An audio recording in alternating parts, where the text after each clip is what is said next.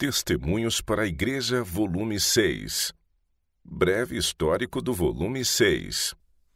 Este volume apresenta testemunhos escritos por Ellen G. White durante sua estada na Austrália. Exceto por alguma referência ocasional ao campo local, o leitor não detectaria que a autora se encontrava em outro continente, já que a orientação é de alcance mundial. Constitui um fato, entretanto, que as revelações dadas à senhora White possuíam especial significado para questões da época e para o desenvolvimento do trabalho no tempo em que o livro foi escrito. É compreensível, portanto, que se encontrem representados neste volume tópicos relacionados com linhas de trabalho que estavam sendo desenvolvidas no campo australiano durante aquele período. A publicação do livro ocorreu na fase final do ano 1900, logo após haver a senhora White retornado aos Estados Unidos. Em seu arranjo por tópicos, o 6º volume é um tanto diferente dos 5 anteriores. Até esse tempo, os testemunhos haviam aparecido em primeiro lugar sob a forma de panfletos e pequenos livros, à medida que os conselhos eram progressivamente dados à Igreja. Os artigos eram geralmente publicados em ordem cronológica, lidando com praticamente todas as fases da experiência cristã e com cada uma das linhas de atuação denominacional. Quando o conteúdo dessas 33 publicações foi reimpresso sob a forma dos volumes 1 a 5, a ordem original manteve-se inalterada. Bom número de artigos eram comunicações dirigidas originalmente a indivíduos e mais tarde publicadas para a Igreja, já que os casos apresentados ilustravam a experiência de muitos outros. Alguns dos artigos lidavam com situações locais e assuntos especiais. Houve alguma repetição de pensamentos, pois importantes linhas de verdade foram destacadas vez após vez à Igreja, que se encontrava sob o perigo de negligenciar alguma linha de trabalho ou de rebaixar algum padrão. Esses testemunhos produziram rico fruto na vida dos adventistas do 7º dia e na atividade da denominação. Com a publicação do 6º volume, 11 anos depois do lançamento do volume 5, os testemunhos ganharam outra forma. A obra da denominação, agora assumindo alcance mundial, apresentava problemas que requeriam considerável conselho e instrução em certas linhas particulares. Isso representou em grande medida uma amplificação das linhas de instrução apresentadas em anos anteriores e uma renovada ênfase nos conselhos. Consequentemente, não foi difícil, ao serem reunidos os artigos do volume 6, arranjá-los sob a forma de tópicos. Para que a senhora White pudesse prestar assistência na implantação de uma escola na Austrália, foi pedido que ela se deslocasse para aquele campo em 1891. Ela começou direcionando apelos e colaborando na formulação dos planos. Como era um campo novo, havia pouca experiência passada para influenciar nos projetos. Sob essas circunstâncias favoráveis e com os conselhos do Espírito de profecia para guiar e proteger, foi estabelecido o Colégio Missionário Australiano, numa região rural. A partir desse centro de treinamento, a juventude australiana, com base na educação prática adquirida em Avondale, deveria servir nos campos do país e penetrar nas espalhadas e distantes ilhas do Pacífico Sul. No tocante a seu ambiente rural, em seu abrangente programa industrial e em alguns outros aspectos, a escola de Avondale deveria tornar-se uma instituição modelar. Conforme a instrução concernente à condução de nossa obra educacional ia sendo apresentada vez após outra para guiar e moldar a instituição, trazendo muitos detalhes de localização, finanças, currículo, disciplina e administração, foi ela sendo incluída neste volume para benefício da Igreja em todo o mundo. Quando a senhora White chegou às praias australianas, encontrou uma obra adequadamente iniciada, porém ainda em sua infância.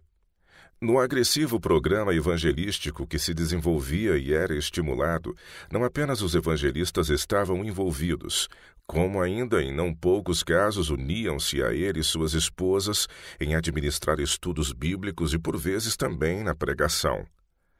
Várias reuniões campais bem planejadas ocorriam, as quais tinham uma sequência cuidadosa, de modo a conservar a colheita. Ocorriam muitas conversões seguidas de batismos e da organização de novas igrejas, bem como da construção de capelas e igrejas. Não apenas no planejamento do trabalho era sentida a influência do espírito de profecia, como ainda a senhora White assumia participação ativa na pregação, no trabalho pessoal e ajudando no levantamento de fundos para a construção de novas igrejas. Conselhos relacionados com essa fase de nossa obra são encontrados no presente volume. Foi nos tempos do volume 6 que os adventistas do sétimo dia se tornaram mais conscientes de sua missão e entenderam que o mundo inteiro era seu campo de trabalho. A construção e inauguração do barco missionário Pitcairn, na Califórnia, em 1890, incendiou a imaginação da juventude e dos idosos, focalizando a atenção no programa missionário que abrangia o mundo todo. Os relatórios das viagens do Pitcairn, enquanto realizava a obra missionária pioneira nas ilhas dos Mares do Sul, eram ansiosamente aguardados por todos. Não tardou muito para que colportores evangelistas ingressassem na Índia com a nossa literatura. Em 1894, nossos missionários na África penetraram em territórios nativos distintos, estabelecendo a missão Soluze, nossa primeira missão estrangeira entre povos não alcançados pelo Evangelho. Logo, os pregadores estavam sendo enviados à América do Sul. Também a presença da senhora White na Austrália durante 9 anos como pioneira ajudou a manter os olhos dos adventistas do sétimo dia voltados para os confins da terra e a colocar em ênfase na admoestação encontrada à página 31 do presente volume. É nosso trabalho levar ao mundo inteiro, a cada nação, tribo, língua e povo, as salvadoras verdades da mensagem do terceiro anjo. Ao longo do volume, vários campos missionários são nominalmente mencionados e são apresentados apelos a homens e mulheres ao lado de conselhos e estímulos concernentes à obra em diferentes lugares. Bom número de colégios e escolas de treinamento de obreiros foram iniciados durante os tempos do volume 6.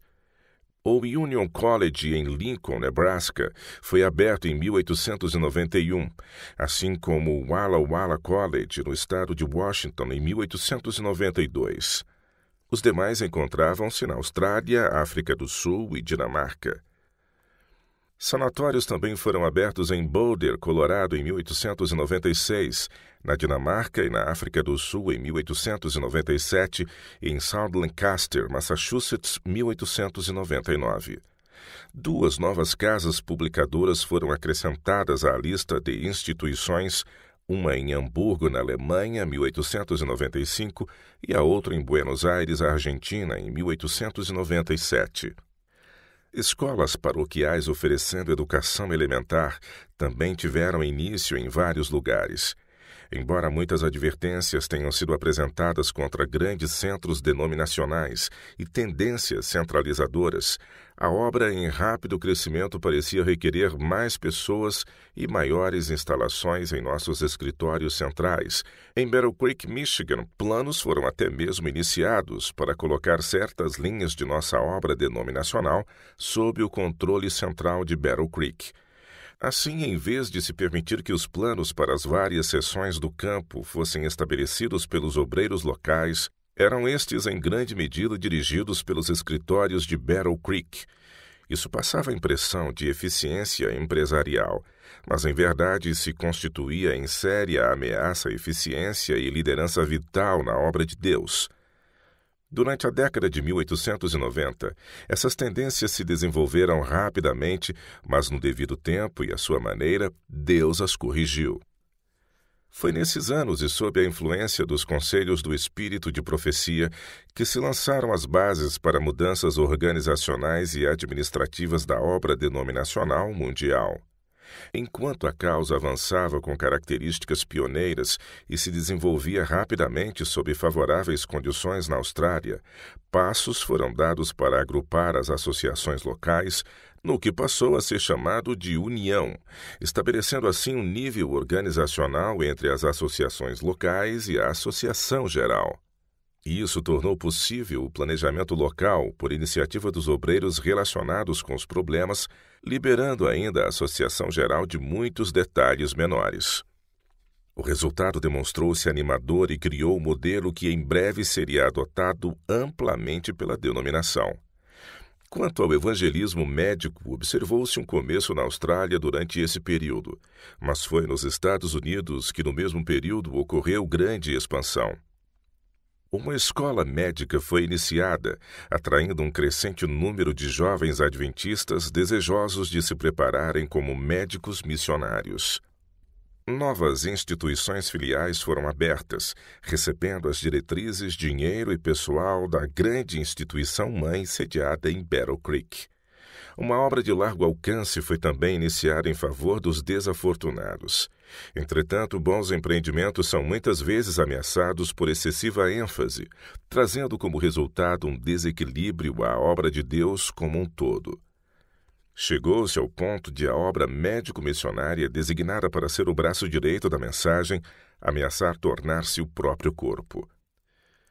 Ocorreu ainda que, ao mesmo tempo em que acontecia grande desenvolvimento de missionários médicos e obra médico-missionária em conexão com o sanatório de Battle Creek, se observava a crescente indiferença por parte de alguns adventistas do sétimo dia diante dos princípios básicos do viver saudável.